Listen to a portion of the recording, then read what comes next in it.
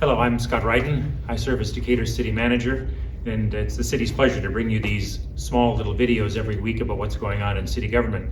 Of course, there's a lot going on in city government. There's a lot of different topics we cover, a lot of services that the city provides, and so I pick and choose each week the topics that I think might be the most important to our citizens and our customers. The City Council had a meeting on Tuesday, February 22nd. The media focused a little bit more on the decision to deploy additional LPR cameras to help the police department to bring up our total camera inventory to about 100. There's other things going on in city government, and so I'm not going to spend as much time on that, except to say that the manufacturer of these cameras calls them LPR cameras, which stands for license plate recognition. But I cannot emphasize enough that we do not use these cameras for traffic enforcement. Nobody is taking a picture of a vehicle and identifying a license plate for determining whether or not you blew a stop sign or went too fast or something like that. In fact, these cameras are not monitored in real time, and the data is dropped and eliminated from our storage after 90 days, or in some cases 6 months, automatically, unless we hold a piece of video because it relates to a specific case or a specific prosecution or open case that the police or the court system is handling. There's been, I think, undue attention to arguments made by the ACLU that somehow this is an invasion of privacy. It is not, because the City Council and our staff really do try to find the right way to make sure that we provide safety to our citizens and good law enforcement follow-up, but do so in a way that doesn't compromise rights. Sort of related to that is a decision that the City Council made last night as well to repeal our mask ordinances, which have been in place for nearly 2 years now.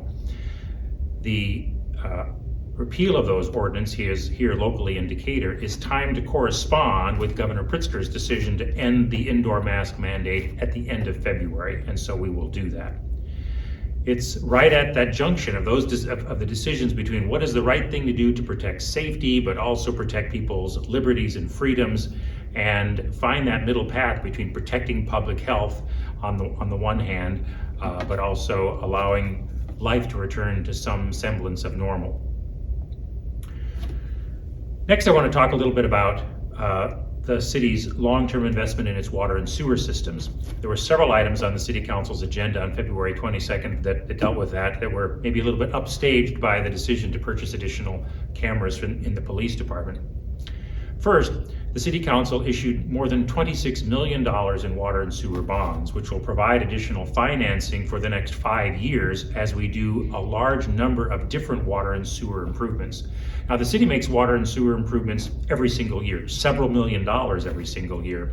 But in order to bring our water and sewer systems up to a level that really will make our water and sewer systems an economic development incentive for companies wanting to locate here, we need to invest more over the next several years.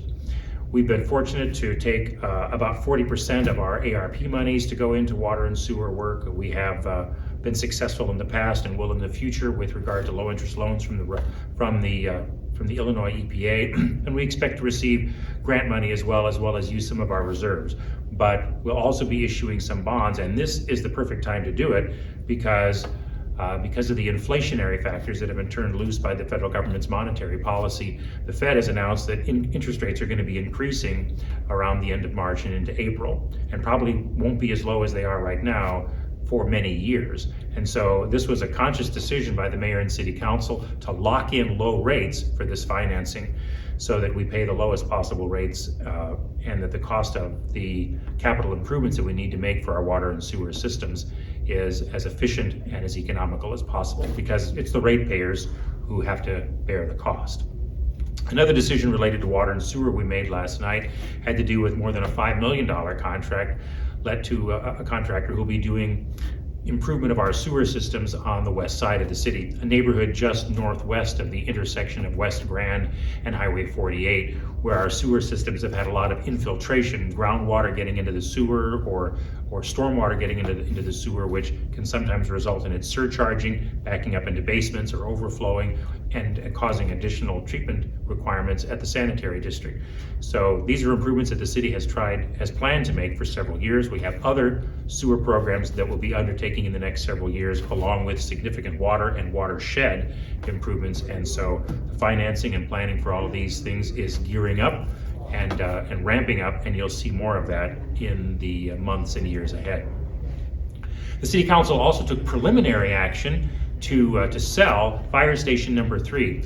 That is the oldest fire station in the city's inventory at the corner of El Dorado and 48 at the entrance to Fairview Park. That fire station was built in the 1920s, and we, as you perhaps know, built a new fire station number 3 up by Fairview Plaza near the intersection of 48 and King Street. The fire department's already moved into that new facility a couple of months ago, and so we've been taking proposals from different interested parties that might be desirous of putting a business there or something else that adds to the local economy. And the City Council tentatively gave the go-ahead to a local business who will put a business in there that in their opinion is compatible with the adjoining properties. We thank you for the feedback that you provide. You can contact us on our website, or you can email us, and that feedback that you give us is used to make decisions about how we change our services, where we change our services, where we need to respond to pothole complaints, how we change our long-term plan for roads, and so forth. So thank you for that feedback. We value it, and I look forward to talking with you again next week.